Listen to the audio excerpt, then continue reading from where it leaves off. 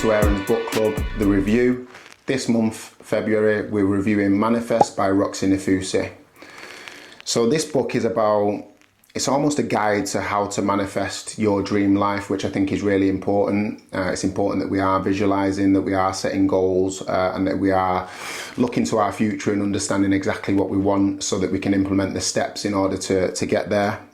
There was a great quote in the book which said everything is created twice, first in the mind and then in reality, which I think is super important because you can't be what you can't see. Manifesting could be seen as visualization or goal setting depending on your outlook, but Roxie refers to it as manifestation, which I like as well. There was a point in the book which talked about subconscious beliefs, which I thought was super important. 95% of your thoughts are subconscious, which ultimately means that it's the things that you talk or the way that you talk about yourself that's really important when you're setting your goals, because you will inhibit limiting beliefs and fear factors into your day, into your month, into your year, which ultimately mean that you may not be able to visualize what you actually want to be, which I think is super important. So try and stay in the moment, try and be as positive as you can with yourself and talk to yourself in a nice light. Ultimately what that is mastering your internal thoughts and your language. It's simple things like I get to spend time with people rather than I've got to spend time with people. It just puts a positive outlook on the whole scenario and situation, which I think was the message that Roxie was trying to get across in this book. Overall, I would give it a 7 out of 10. I think that there's a lot of key takeaways. I think there's a lot of ways to interpret the book, depending on your belief systems and your thought processes. But overall, I think it is a book that people should be reading. And I think Roxie's done absolutely magnificent with the 2 books that she's released in regards to this reading.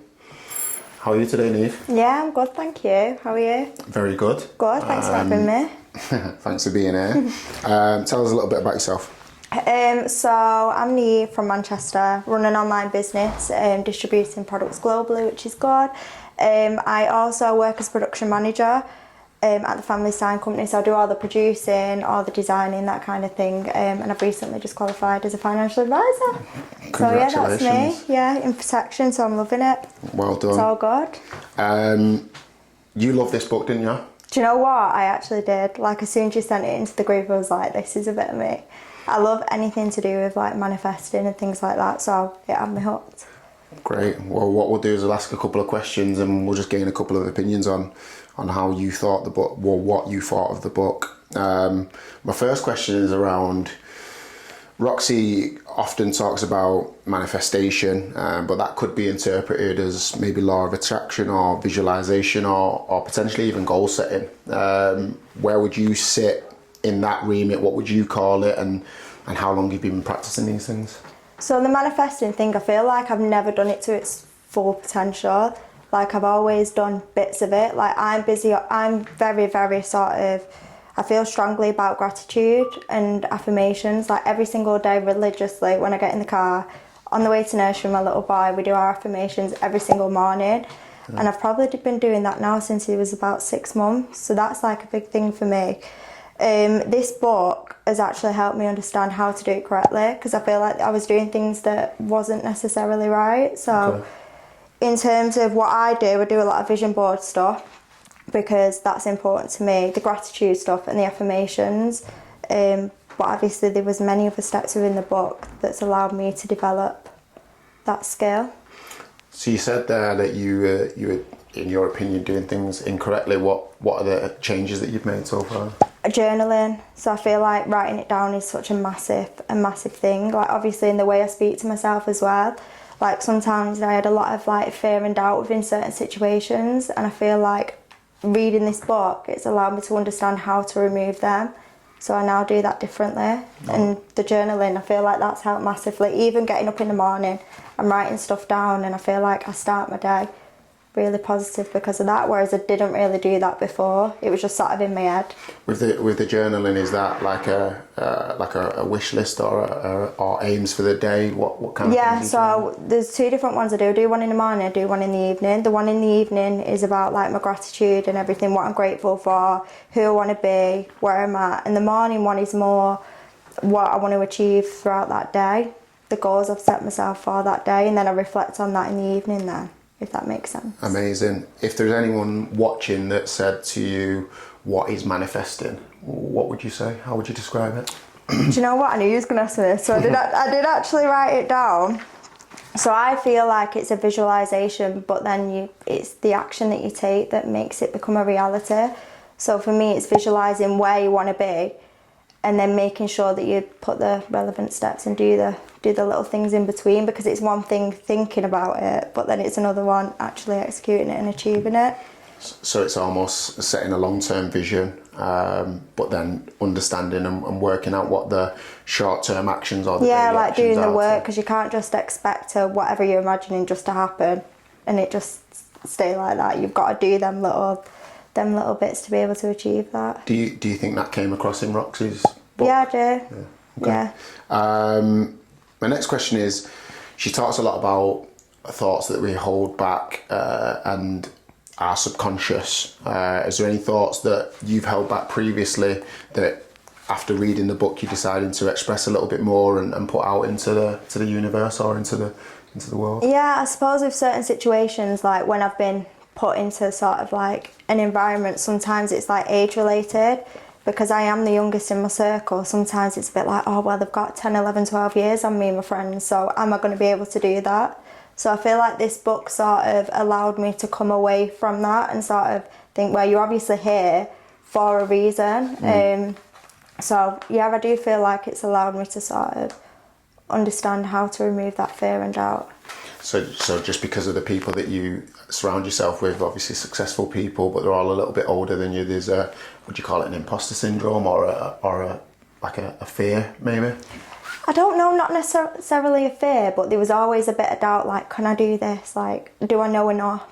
But whereas now I'm like, no, you're here because you're good at what you do. You're here because you know enough. Yeah. Otherwise, you wouldn't have been asked. So, yeah, I suppose I've learned how to eliminate that throughout the process. No problem. Brilliant. Leads perfectly into the next question, which is self-talk. What have you implemented in terms of the way you talk to yourself and about yourself? Do you know what? I'm actually always very positive, really. That being said, previously, I feel like I'm a positive person anyway. Mm-hmm. So I don't ever think that I can't overcome a situation. Like the way I am very upbeat, and I don't actually think I say anything nasty to myself at all. Mm-hmm. So I feel like that's one thing that I genuinely don't do. And I reflect that, like, on my little boy as well. Like, we talk positive all the time. Brilliant. I think self-talk personally is... I think it's massive. No, it's huge. And I don't think people practice it enough. I don't think they talk highly enough about themselves. And sometimes when they are visualising or setting goals, they implement limiting beliefs that I can't do that. People that come from where I come from can't achieve these things, and that creates a boundary to execution. So I think self-talk's important, and I think that's something that I'm going to be talking about a little bit more, and what I've really taken away from the book, because it's probably something that I do quite naturally. But I think it's not something that everyone does. No, and I agree with that, because I always say to my girls, like, literally a positive mindset is a positive outcome. Like, if you go into the day and think, oh, today's going to be crap, then you are going to have a crap day. Like, you're literally portraying that energy, and that's what you're going to receive. It's that's why every day when I'm outside the gym, I always push only a mindset away from having a good day, because that intention and that thought process that as long as my mindset's right, the day's going to go well. I think really helps people. Why wouldn't somebody like this book? It's a difficult one, that, because I feel like this is very much me. I feel like they may not like it because it's a harsh reality. Mm-hmm. I think that people may not like it because they might not want to hear a few things within it that they've been doing daily, like the negative talk and everything like that. And I feel like sometimes people might find it hard coming away from that and breaking that habit. But yeah, I feel like that's why they may not like it. Yeah, okay. I think that some of the reasons why people wouldn't like it is potentially because of the wordplay or the language. So she references the universe quite a lot in the book, and I don't think that that's everybody's belief system. No. However, I think that there will be things that people can tie their visualization towards. It might be faith, it might be something else, but it doesn't necessarily have to be the universe. And I think that's maybe why, in my opinion, people might Yeah, not no, I agree. like the book. Last question. Does manifesting have to lead to meditation? I don't think so. Okay. In my opinion, because that's not something that I've really looked into yet. So it's not something I do personally. But I do feel like what I do already in the short period of time that I've been doing it has had a massive outcome on me as a person and things that have been going on. And I've not done that side of it yet. So Yeah. I don't think so. That's a good answer. What would be your 3 key takeaways from the book?